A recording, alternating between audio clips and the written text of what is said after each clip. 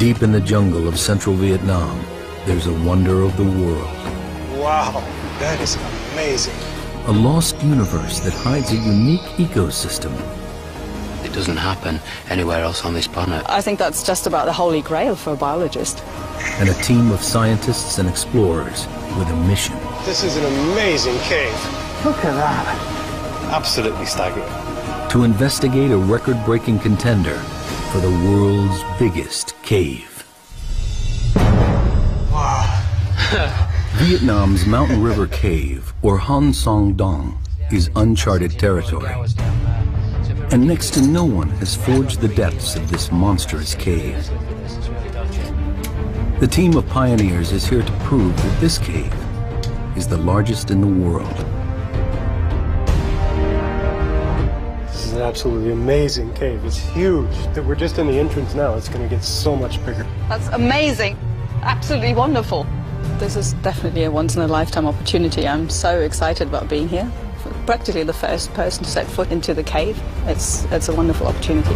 In 2009, caver Jonathan Sims was one of the first humans ever to enter here. But deep into the long cave passage, he was stopped short by a forbidding rock face. Now he's back with caving expert and expedition leader Howard Limbert. He brings more advanced climbing equipment and a commitment to reach the top of the wall.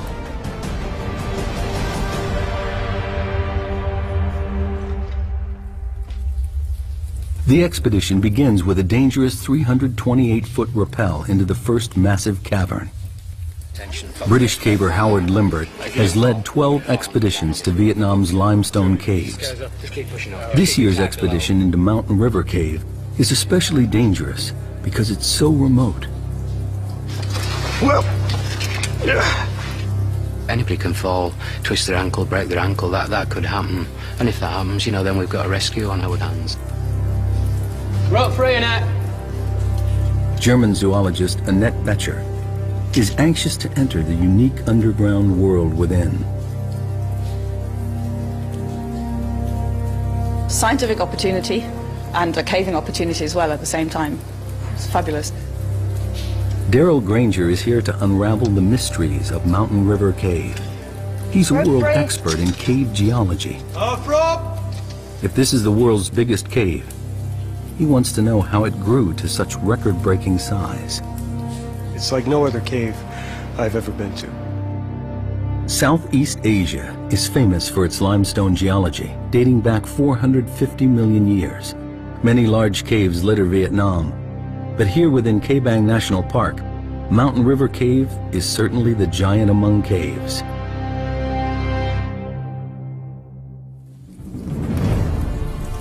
In the 2009 expedition, Limbert and his team were only able to fully explore the first section of the cave. But they found areas they estimated to be about 500 feet wide and about 650 feet high. That's over 3 times the height of Niagara Falls. Deer Cave in Sarawak, Malaysia, currently holds the title World's Biggest Cave. From what they saw last time, Limbert's team is convinced this cave may be bigger. Get the map of the cave in some sort of order. Yeah. To claim the world record, they need hard evidence. All this is unmeasured. That's why we've got to survey it, to find, you know, just how big it is, whether it is the biggest cave in the world. We've got to do a serious survey. This passage here, for surveying, it was really hard work. Jonathan Sims is one of the 4 cavers who drew up this rough original survey of Mountain River Cave. And what we really need to do next is get over this wall. He knows the wall that defeated him back in 2009 is their biggest challenge. It's a dangerous obstacle to overcome.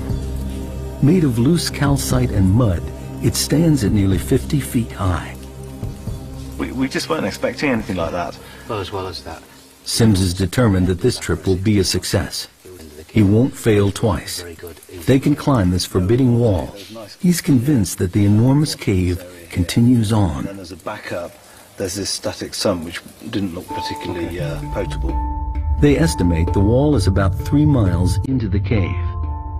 From the 328-foot rappel at the entrance, it will take the team half a week to reach the final survey point at the Great Wall of Vietnam. After the initial drop, there's an 1,150-foot scramble leading to the first of 2 river crossings. From here, the team needs to climb high, following the river through the natural valley of the cave. Then there's a descent down to a level sandy area and to the first of 2 dolines, collapsed holes in the cave's surface. The dolines and cave beyond are where Becher hopes to find new life forms, and Granger the secret of how the cave was formed. Then, through a narrow section, across the larger doline, and into the second camp. So far, the final part of the cave surveyed is the last quarter mile before the Great Wall of Vietnam. And then, it's into the unknown.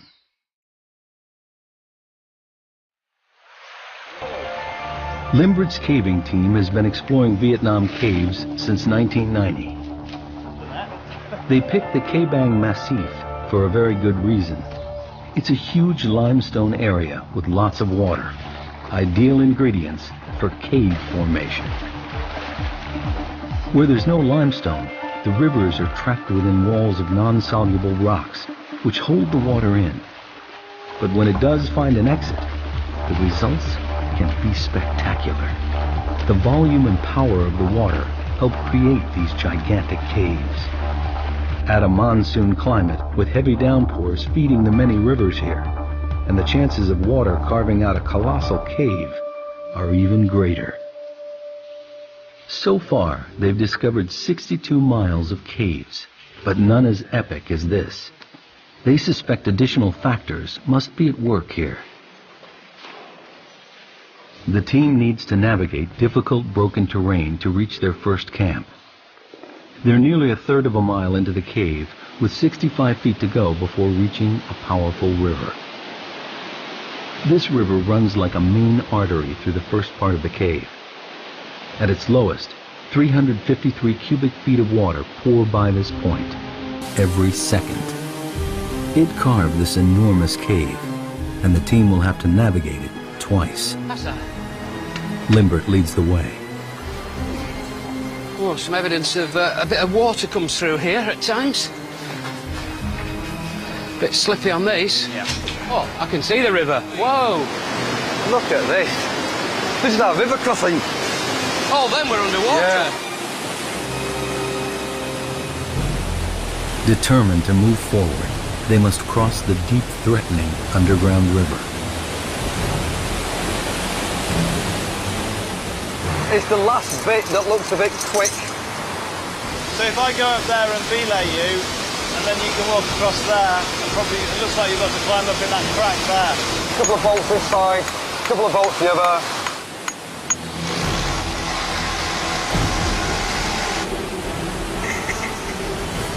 It's life and death, really. So, I mean, it has to be right. Worst case scenario, one of these pops, you've got to back up. That's why you've got to put, make it as safe as possible, really. In full flow, the river could sweep any one of the cavers off their feet. And if it floods, it could rise to life-threatening heights, cutting off their escape route. What's the forecast for the next few days? Well, the forecast is good, but you can never be absolutely confident. Limbert chose the timing of the expedition very carefully. It's the end of the dry season, so the river is low. But any unexpected tropical downpour could cause the river to rise dramatically in just hours. Let's do it!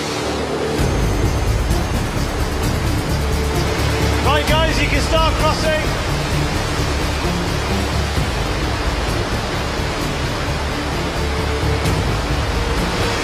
Next one.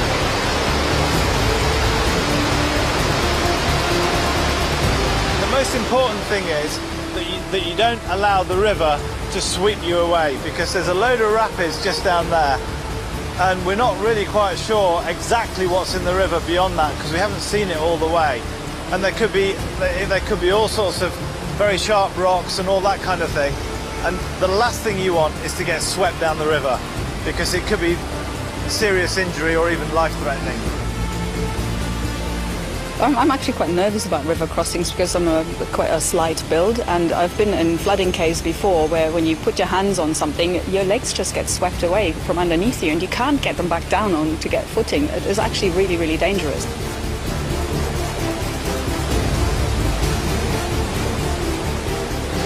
I'll put a faster block here. Hold on.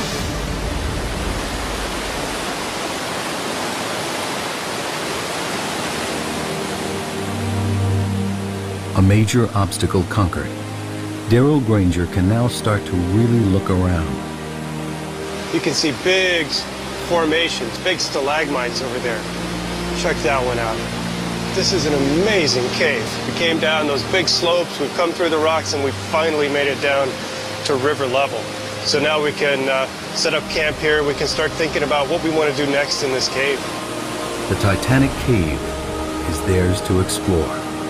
What is it that makes a cave so big? There's a lot of stories that we can learn from this cave. To claim the world record, Mountain River Cave needs to be consistently higher, wider, and longer than the current title holder, Deer Cave in Sarawak, Malaysia. When you're talking about largest caves in the world, there's no doubt there's some very, very long caves. And if you went on pure volume, many, many caves are bigger than this cave on pure volume. It's pure dimensions of a whole single passage like this that continues for 5 kilometers is pretty unique in the world. Mountain River Cave runs in an unusually straight line from north to south without any deviation. So let's get underway. Let's get started. Okay? Okay. Granger believes the water in the oldest section of the cave could offer an explanation as to why this cave is so enormous. Highly erosive, extremely acidic water rushing over pure limestone may be the answer. To confirm his theory, Granger needs to draw a sample. Okay, so right now I'm taking a pH measurement. I have a pH probe here. We have to leave it in the water for a little while to equilibrate. That'll tell us the pH of this water. pH levels range from 0 to 14. The lower the pH number, the stronger the acid. To be out of the ordinary, Granger is looking for a reading lower than 7, which is neutral. On the surface, tropical rainstorms flood the vegetation and seep down through the soil. Along the way, the water picks up carbon dioxide, which makes it acidic. High levels of acidity would make the water flowing into Mountain River Cave more effective at seeping its way through the rock.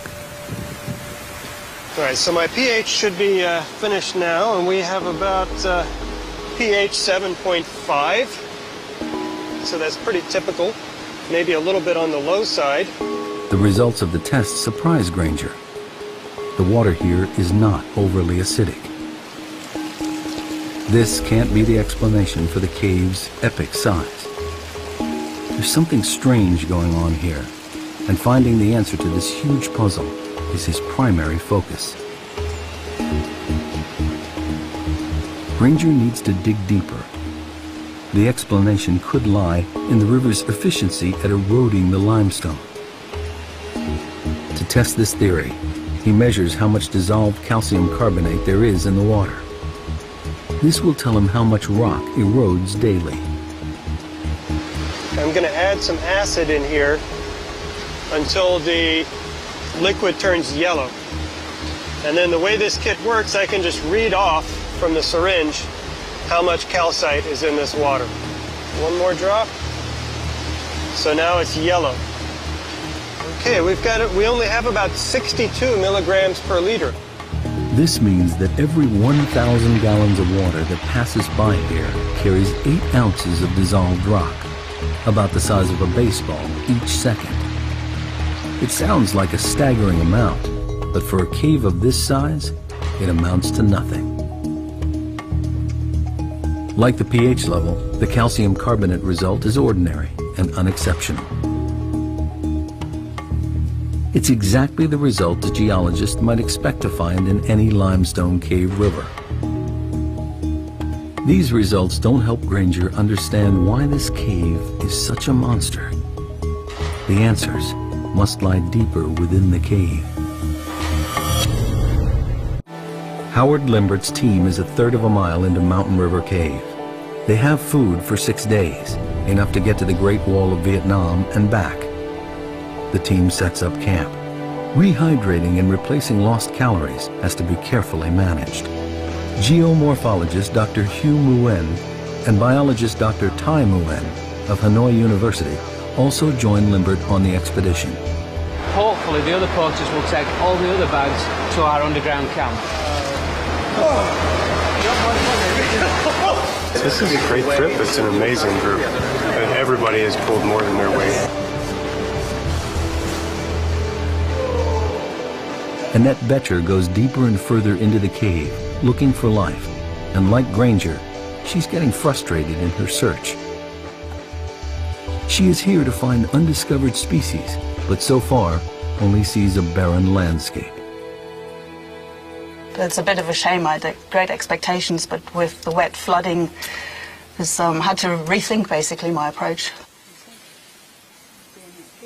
The team is exhausted and settles down for their first night inside the cave.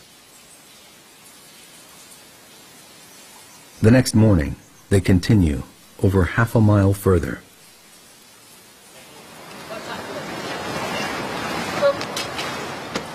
Daryl Granger has explored some of the largest caves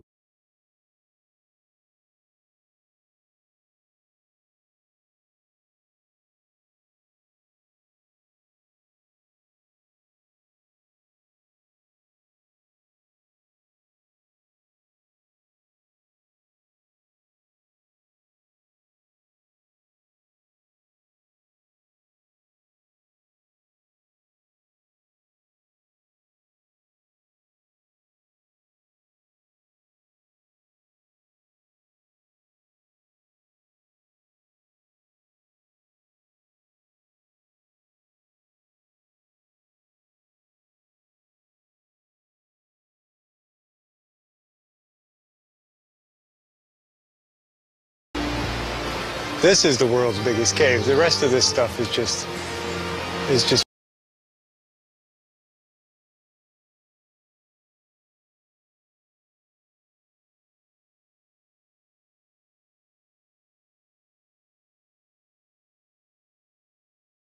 looks like, you know, it's 100 meters away, like we're in a normal-sized cave. That's 1.5 kilometers. It's hard to even imagine how big that path.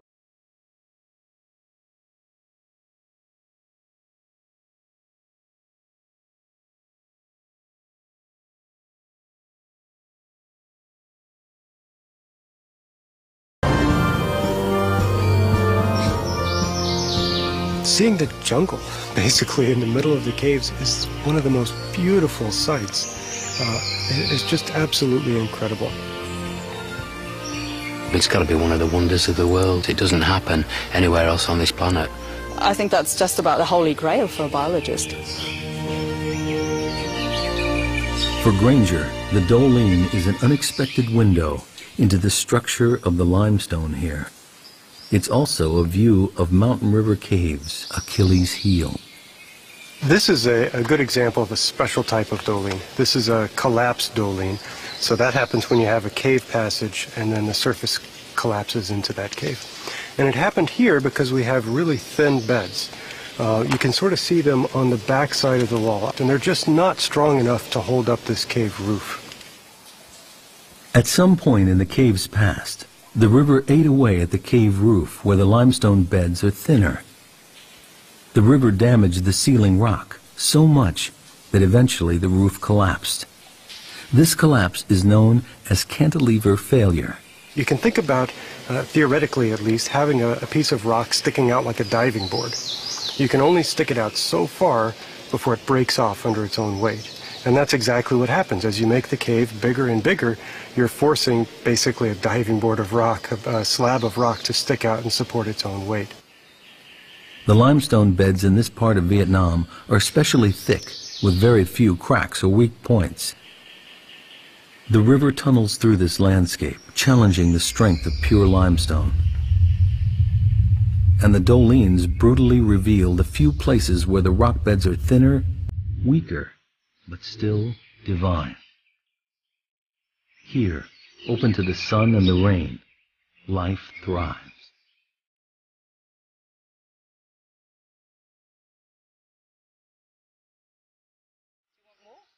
Dr. Tai Nguyen and Annette Boettcher are the first to climb into the undergrowth. She's eager to tap into Nguyen's expertise in rainforest plant species to figure out how this subterranean wonderland compares with the surface. After disappointments in the first part of the cave, the Doline fulfills Boettcher's expectations. Here is an area rich with life, a unique and unexplored ecosystem. This is absolutely fantastic. It's a treasure trove for biologists. And everything that lives here has got here by complete chance. So birds have dropped seeds, plants have sprouted up. This species outside is evergreen. Okay. Just, Right. but here it's fall down the leaf in the winter, I think so. Okay, so you think it's evergreen outside, but it's deciduous in here. And so the young leaves, are those the red leaves? Are those young leaves? Okay, right. Boettcher had hoped to find new species of plants, evolved to flourish in this strange underground world. But Nguyen doesn't see examples of unique evolution. Instead, he thinks the plants in the Doline are showing extreme adaptation. It's a process known to biologists as phenotypic plasticity. In particular in plants, their outer form is very variable. They can adapt themselves very much to their environment. So there could be two plants that are perfectly the same species, have the same DNA, but because they're in a different environment, they actually look quite different. That's the plasticity bit. So I think we're seeing an example of spectacular phenotypic plasticity. Unique adaptations appear throughout the Doline. In the tropics, trees are usually evergreen due to the absence of seasons. But down here, they're deciduous, with sparse foliage and narrow trunks. Dr. Nguyen theorizes that this is how the trees adapt to the comparative lack of water, shortage of light.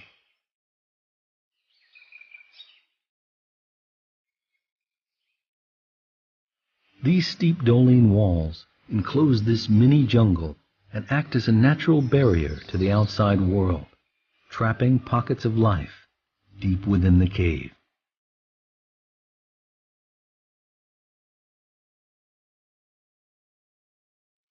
Boettcher looks for soil thick enough to lay some surface traps. Alcohol will preserve any creatures that venture in. Now she must try to find any signs of life in the dark cave. But so far, the chance of finding anything of significance doesn't look good. Could the acidic water that created this cave also be destroying all life within? In the wet, active part of Mountain River Cave, Daryl Granger discovers a clue as to why the apparently very ordinary water here has carved out such an extraordinary cave. He's got a hunch that the speed of the water at peak flood could be the key factor. Here, what we see are little scallops that are carved in the wall. They're dissolved in the wall by water as it passes by. He expects to find evidence that the water runs through here at a great speed. The faster the water goes by, the smaller the scallops. So if we see big, giant scallops, they can be, up to 1 meter across. That's very, very slow-moving water. Here, they're about the size, they're about 1 inch across, a couple of centimeters across. From the size of the scallops, Granger can also figure out what's known as the Reynolds number, a crucial measurement that tells him how turbulent the water is. Like the acidity test earlier, the findings here are very average and offer no clues as to why this cave grew so big. He calculates that the water here travels at only 3 miles per hour, a totally ordinary velocity for any river. Although Granger's drawn a blank on his quest, he might still be able to help Boettcher on hers. He considers the chronology of the cave's life. I think what happened is the first Doong collapsed, and it's acting like a big dam right in the cave. Right. We passed that Doong, and suddenly everything dries out. We don't see the same. Becomes more normal. Becomes more of a normal, less active cave. And that's where the wildlife comes in, because if it doesn't get flooded out every 10 years or so, it has time to evolve. For Granger, the formula for how Mountain River Cave grew so big remains a mystery. This area has the right ingredients for a big cave. Unusually large beds of pure limestone and heavy monsoon rains feeding a deep river. But the water's speed and turbulence doesn't reveal anything, and Granger is almost at a loss. Aye!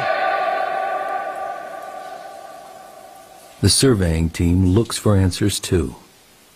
Aye! That's probably a 500-metre echo.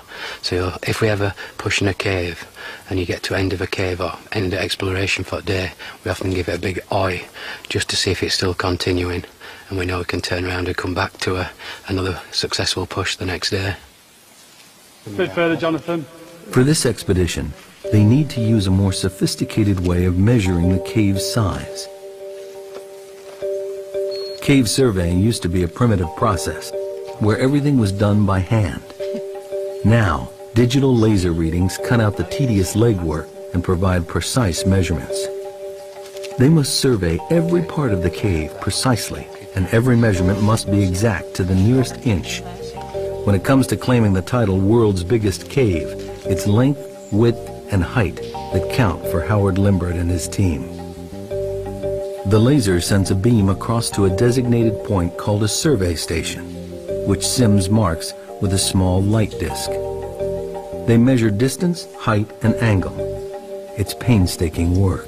29.9 minus 3, 0.99. Left's 8.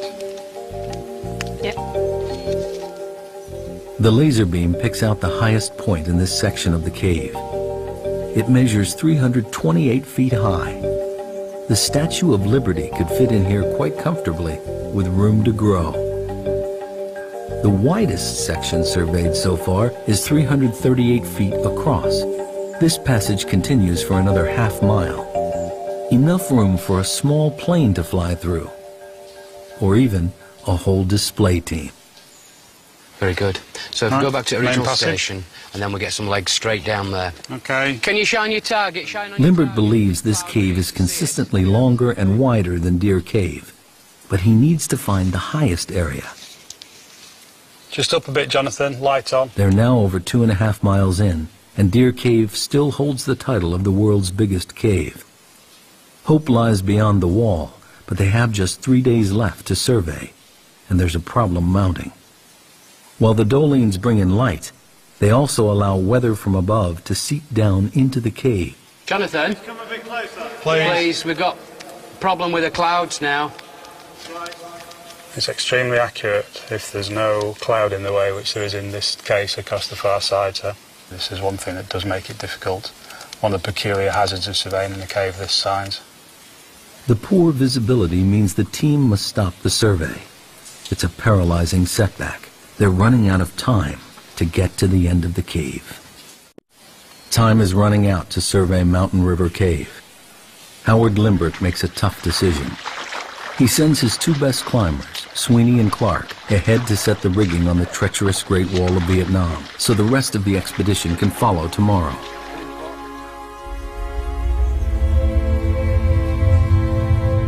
If they can't scale it, they may not finish the survey, and we'll never know just how big this cave really is.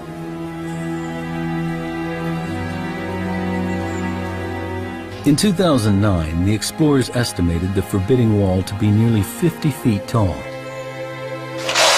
Now, Clark and Sweeney think it's much bigger, estimating 200 feet, nearly the height of a 20-story building. They have the gear for the challenge, but the wall is going to be a longer, more dangerous climb than they expected. Geologists call this a flowstone, rock made weak and fragile by water dripping from the ceiling. the first 15 foot is this, which looks very good, but if that's what it is. This wall could be the mission's downfall. Yeah, all right. That's just mud and gravel, is that? Ouch. It soon becomes clear this cave is not going to give up its secrets without a fight.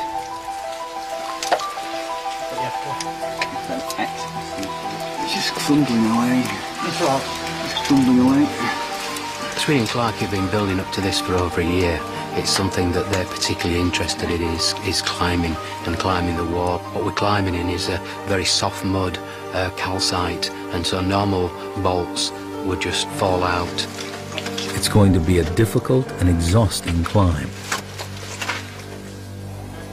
Back at the camp, the extreme conditions are taking their toll, even on those who are not battling the wall.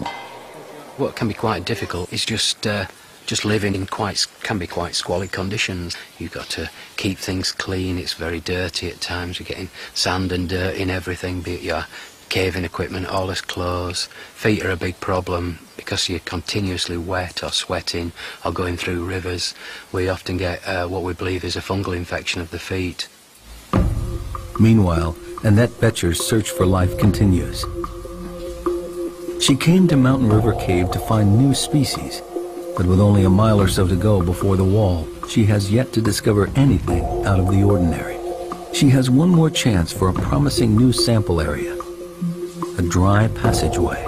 That's where the opportunities are with this fantastically big cave. So I can go into those and look for those tiny critters that will be evolving in their large, dry side passages, in their alcoves.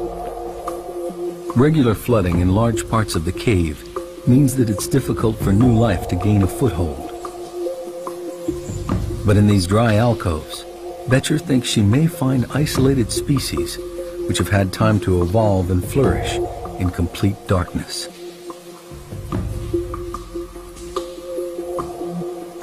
The smaller and more primitive the species, the better equipped it is to evolve quickly.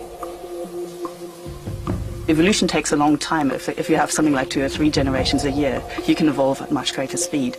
And mammals don't tend to have those generation times, so a white blind bat in the cave is unlikely. Because of the cave's sheer size, species can easily get cut off from each other. In isolation, Betcher believes it's possible for weird and wonderful offshoots to evolve. Oh my word, look at these. Zoologist Annette Betcher finally strikes gold in Mountain River Cave. This is the first white woodlouse that I've seen ever in the cave. On the surface they would be dark colored, probably dark grey, slate grey or black. This is not something I expected to find here, so I'm very pleased. Come on. I'm almost 100% certain that this is a new species. And the reason being is that to have a new species you need isolation, geographical isolation, but this is a pretty isolated place. They look different. There's nothing nearby that I've seen that's got no pigmentation. It's a woodlouse, all right, but it'll be a new species of woodlouse and it'll be specific to Hang Sơn Đông. It's about as good as it gets. It's a fantastic discovery for Betcher. A species that has adapted to its environment and survived the great floods of water that helped create this cave. Well, there's absolutely no chance that anybody's ever seen these creatures before, and that's what really excites me. It's a wonderful discovery. The woodlouse is a clear sign for Betcher to what's happening here. In the cave, the key to adaptation is being able to keep up with the ever-changing environment, and the organisms that most successfully adjust to the prevailing conditions have a better chance of survival. When I set off, I had actually fairly low expectations, so finding the white woodlouse is much better than I expected. I'm very excited about it. The woodlouse's evolutionary path has enabled them to survive and prosper in an environment never seen anywhere else. I would expect a cave new cave species probably to be pigmentless, so looking white to us and be blind. I don't think that the woodlice we found are blind. They don't seem to have rudimentary eyes, and they can certainly sense light. So they are adapted to the cave environment. They just haven't gone the full way yet, so there's room for them to evolve more. And the next step would probably be for them to lose their eyesight. A once-in-a-lifetime breakthrough, Petra discovers new life within the Doling. A breakthrough in evolution attributed to the awesome scale of this lost world. Back at the camp, time is running out.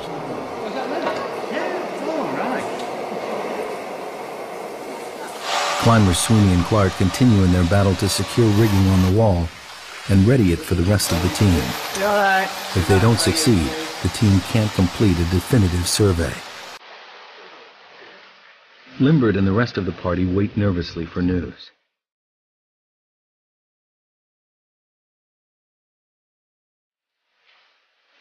As time runs short, Darrell Granger is convinced he's near to cracking the geological puzzle of why this cave is so large.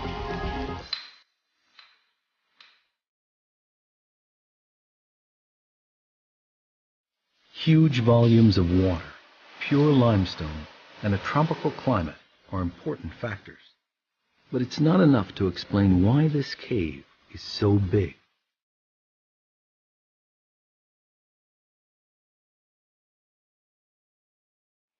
In a bid for answers, he returns to his maps of the region. So this is a digital elevation model. It shows the area that we're in. Right in here, this is the Kẻ Bàng National Park. Granger suspects the critical evidence lies in the cave's geography. He spots an old fault line on the map. It seems to mirror the underground route plotted by Mountain River Cave. This could be the answer he's looking for. You know, the real light bulb moment is when I saw the fault line, and then everything kind of clicked. What I noticed are these straight lines in here. They go due north and south, and remember the cave here goes north and south. And I realized we're right on that fault right there. That's exactly what formed this cave. There's that same fault right up there. Once, a river ran where Mountain River Cave exists today. There was a deep vertical crack in the Earth's crust, a fault. Eventually, the river water eroded the limestone and went deep underground. Once the water filled the fault and found the exit, the river started to erode the rock along the crack, and a gigantic cave was born. But there's another key factor. The fault was narrow. When the water began to carve this mega cave millions of years ago, the narrow shape of the fault fortified the cave. The reason the caves fall apart, the reason they break down, is often because they get too wide, and the limestone roof can't support that long a length. Here, the straitjacket of the geological fault restricts the cave's width, reducing the possible risk of collapse and allowing the cave to continue to grow in a straight line. The fault is very vertical, and that has also influenced the cave development and helped turn it into what's probably the world's biggest cave. And that's because the walls are perfectly vertical. They're nearly vertical here. And so the cave is very, very tall. The 1,300-foot-high dolines show what happens when a cave weakens. Granger has every piece in place. Unusually thick pure limestone, a huge catchment area feeding a large river, an underground fault line, the right shape to contain a stable cave passage, and finally, a river on the limestone surface that made a cave at the first opportunity. A perfect formula to build a gigantic cave. The title of the world's biggest cave could rest on reaching the top of the Great Wall of Vietnam. But first, they need to know if Sweeney and Clark have managed to climb it. 2.5 miles in, Limbert finally gets the news he's been waiting for. His team has reached the top of the wall. The height or pitch is even more than anyone anticipated. Well, we reckon it's something like 80 metres. We think we've used about 80 metres of rope. Oh, 80 metre pitch? 80 metres. 80 metres. Great news, yeah. That's his main objective of this trip, is to get up that wall, and we've done it. This morning I was very doubtful we were going to do it. I thought we were going to be too tough, but they managed to get up. They've done a brilliant job. 80 metres is a big climb in those conditions. The good news brings speculation as to what lies beyond the wall. I'm not going to be surprised if that's the end of the cave. I know Howard thinks it's going to turn left. My inclination is it's going to go straight there and terminate. But, you know, that's what we're going to find out.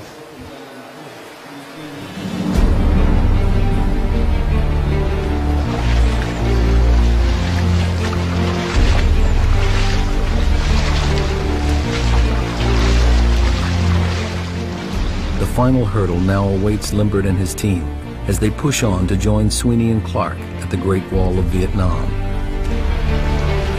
It took almost 2 days for those guys to bolt up there. It's very fragile rock, so you need to be very, very careful. They've done a great job. The greatest feeling was one of relief, which perhaps indicates how serious the climb it has been. You're standing up there and you're looking down and all this, and it's absolutely tremendous. The team finally arrives at the wall. It towers above them. This is what they've been working for, their ultimate destination.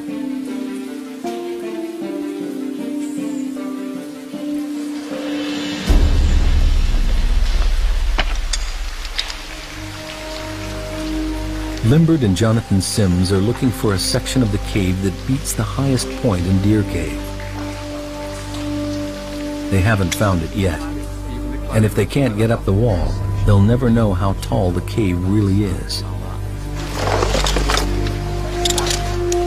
It'll be very, very dangerous, so we'll have to be very, very cautious going up the wall. It's only for experienced cavers, really. Limbert makes a difficult decision. Only the surveying team will go up the wall. It's too dangerous for Granger and the film crew to follow. This is it. We're about to go up and push into the unknown, as they say. Who's going up first then? Sweeney.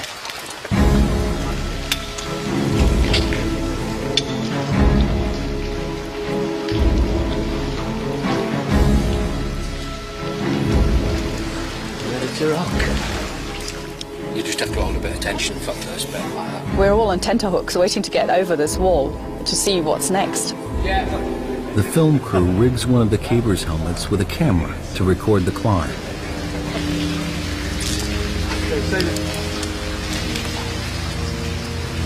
Left of it, down centre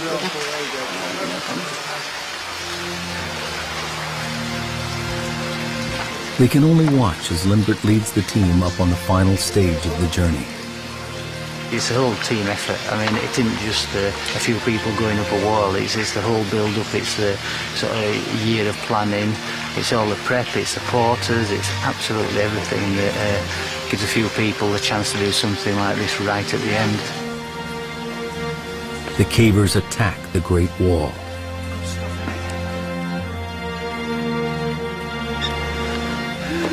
Absolutely fantastic. It's something else, is it? Look at that. They have succeeded in the most difficult part of the expedition. The Great Wall of Vietnam.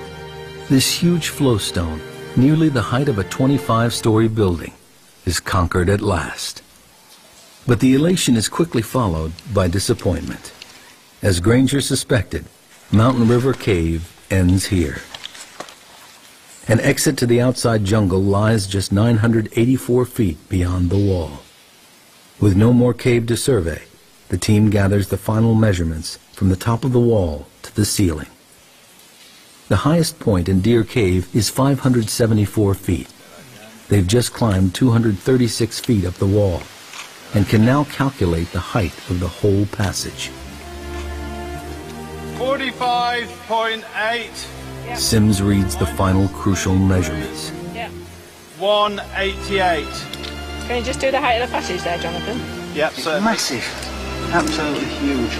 Absolutely huge. Finally, they get the readings they've been waiting for. It's 96.4. 96.4! That's incredible. Spot there, will you? Jesus. That's incredible. Altogether, the measurements show Mountain River Cave is the world's biggest, with the passage continuously higher, wider, and substantially longer than any other cave in the world. It's a fabulous cave, a really, really fabulous cave. Really enjoyed ourselves. We had a great time, we're having a really, really good time. It's just mind-blowing stuff, is this? It really is, and it just doesn't get much better. This has been a tremendous experience for me. I feel very lucky to have been invited on this trip to see the world's biggest cave and try to figure out the science behind this cave. Just very privileged and lucky to be along on this trip with Howard and his team.